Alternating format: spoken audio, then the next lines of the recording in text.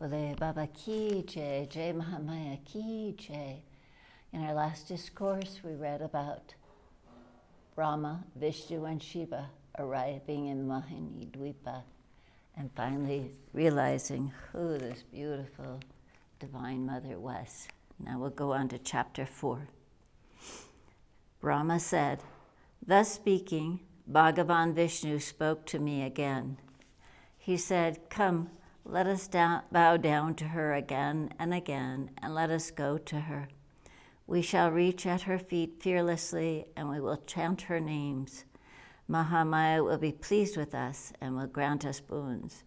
If the guards at the entrance prevent us from going, we would stand at the gateway, and we will chant hymns to the Devi with one mind.' Brahma said, when Vishnu addressed us in the above way, we too became choked by intense feelings of joy. Our voice became tremulous, and we waited there for some time. Our hearts were elated with joy to go to her. We then accepted Hari's words and said Om and got down from the celestial car and went with hastened steps and with fear to the gate. Seeing us standing at the gateway, the Devi Bhagavan smiled and within an instant transformed us into 3 females. We looked beautiful and youthful women adorned with nice ornaments. Thus we greatly wondered and went to her. Seeing us standing at her feet in feminine forms, the beautiful divine Devi Bhagavati looked on us with eyes of affection. We then bowed to the great Devi, looked at one another, and stood before her in that feminine dress. We 3 then began to see that the pedestal of the great Devi, shining with the luster of 10 million suns and decorated with various gems and jewels, we next discerned that thousands and thousands of attendants were waiting on her. Some of them were wearing blue dresses, some red, some yellow. Thus the Deva girls, variously dressed, were serving her and standing at her side. They were dancing, singing on, and playing with musical instruments, and were gladly chanting hymns in praise of the Devi. We saw there another wonderful thing. Listen. We saw the whole universe moving and non-moving within the nails of the lotus feet of the Devi. We saw there myself, Vishnu, Shiva, Vayu, Agni, Yama, Moon, Sun, Varuna, Kubera, Indra, and other devas, Apsaras, Gandharvas, rivers, oceans, mountains, the twin Ashvins, the 8 Vasus, Ananta and other Nagas, Kanaras, the abode of Vaikuntha, the abode of Brahma, the Kailash mountain, the best of all mountains, all were existing there. Within the nail of her toe were reflected all the things of the universe. The lotus whence I was born, the 4-faced Brahma, like myself on that lotus, Bhagavan Vishnu lying on the bed of Ananta, the 2 demons, Madhu, Kataiba, all we saw there. Seeing all these wonderful things within the nails of her lotus feet, I became greatly surprised and thought timidly, what are all these? My companions Vishnu and Shiva were struck with wonder. We 3 then made out that she was our mother of the universe. Thus full 100 years passed away in seeing the various glories of the Divine Mother in the auspicious nectar-like Mani Dwipa. As long as we were there, her attendants, the Devi girls, adorned with various ornaments, gladly considered us as Shaktis. We too were greatly fascinated by their beautiful dancing and singing. Once on an occasion, Bhagavan Vishnu, while he was in that feminine form, chanted hymns of praise to the divine Sri Devi Bhuvaneshwari. Sri Vishnu said, salutations to the Devi Prakriti, the creatrix. I bow down again and again to thee. Thou art auspicious and grantest the desires of thy devotees. Thou art the nature of siddhi, success, and vritas, increase. I bow down again and again to thee. I bow down to the world mother, who is of the nature of everlasting existence, intelligence, and bliss, O Devi. Thou createst, preservest, and destroyest the universe. Thou dost the pralaya, the great dissolution, and showest favor to the created beings. Thus thou art the authority of the above fivefold things that are done. So, O Bhuvaneshwari, I bow down to thee, O Mother. Thou art the great, efficient, and material cause of the changeful. Thou art the unchangeable, immovable consciousness. Thou art the half letter, the mantra that pervades both inside and outside the universe. Thou art the supreme soul and the individual soul. Salutations again and again to thee. O Mother, I now realize fully well that this whole universe rests on thee. It rises from thee and again melts away in thee. The creation of this universe shows thy infinite force. Verily, thou art thyself and these lokas.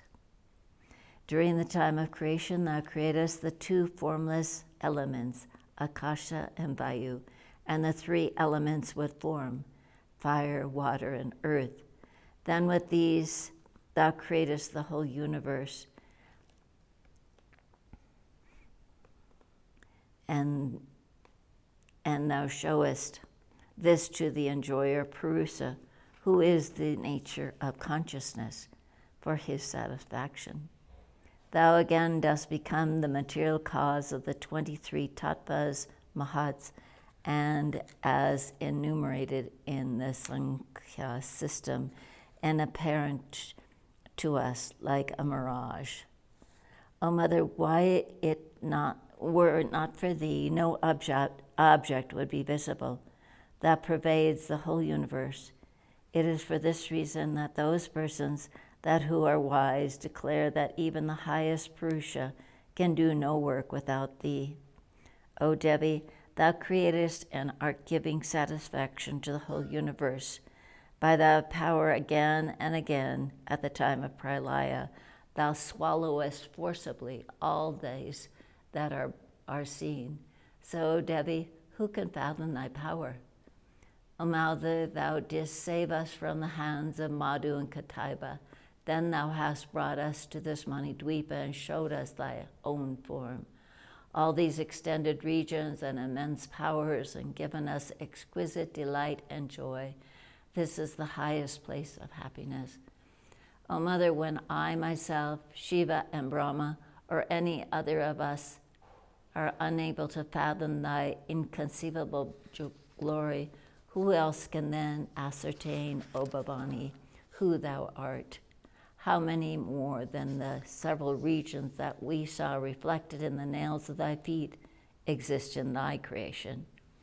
O one endowed with infinitely great powers, O Devi, we saw another Vishnu, another Shiva, another Brahma, all of great celebrity in the universe exhibited by thee. Who knows how many such Brahmas, etc., exist in thy other universes? Thy glory is infinite. O Mother, I bow down again and again to thy lotus feet and pray to thee that I may that may this form exist all in my mind always. May my mouth always utter thy name, and may my two eyes always see thy lotus feet. O Reverent One, may I remember thee as my goddess, and may thy constantly look on myself as thy humble servant, O Mother. What more shall I say than this? May this relation as mother and son always exist between thee and me. O World Mother, there is nothing in this world that is not known to thee, for thou art omniscient. So, Bhavani, what more shall my humble self declare to thee? Now dost thou do whatever thou desire, O Devi. The rumor goes that Brahma is the creator, Vishnu the preserver, and Shiva as the destroyer. Is that true, O Eternal One? It is through thy will, though, through thy force, that we create, preserve, and destroy.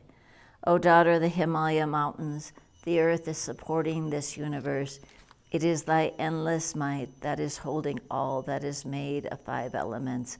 O grantress of boons, it is through thy power and luster that the sun is lustrous and become visible. Thou art the attributeless self, yet by the Mayic power thou appearest in the form of this universe. When Brahma, Vishnu, and Shiva and I take birth by thy power and are eternal, what more can be said of Indra and the other devas than that they are mere temporary things and created? It is only thou that art eternal, ancient Prakriti, and the mother of this universe. O Bhavani, now I realize from remaining with thee that it is thou that dost impart out of mercy the Brahma Vidya to the ancient Purusha, and thus he can realize his eternal nature.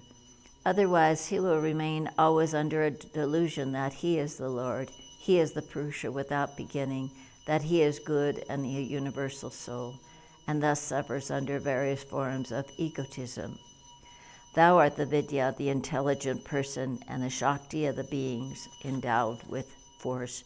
Thou art Kirti, fame, Kanti, luster, Kamala, wealth, and the spotless Tusti, peace and happiness amongst men. Thou art the dispassion leading to mukti, complete freedom from bondage.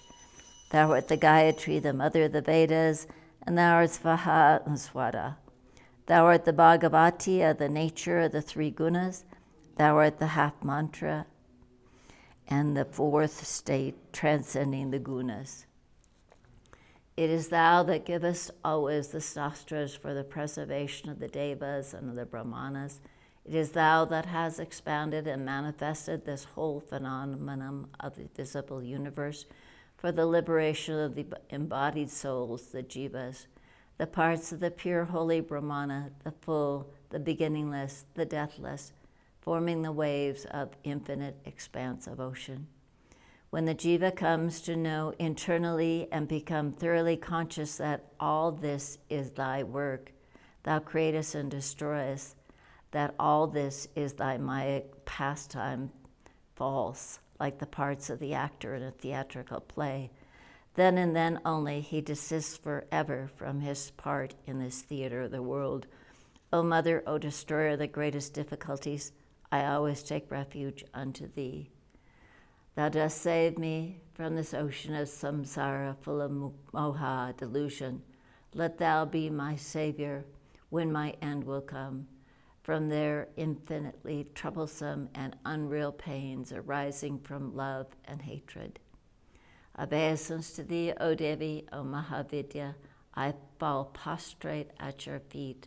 O thou, the giver of all desires, O auspicious one, dost thou give the knowledge that is all light to me.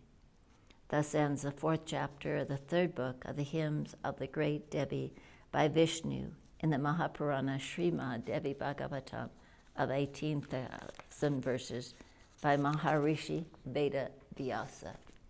Mahamaya Mata Ki Jai, Haryakandeshwari Mata Ki Jai, Bole Baba Ki Jai.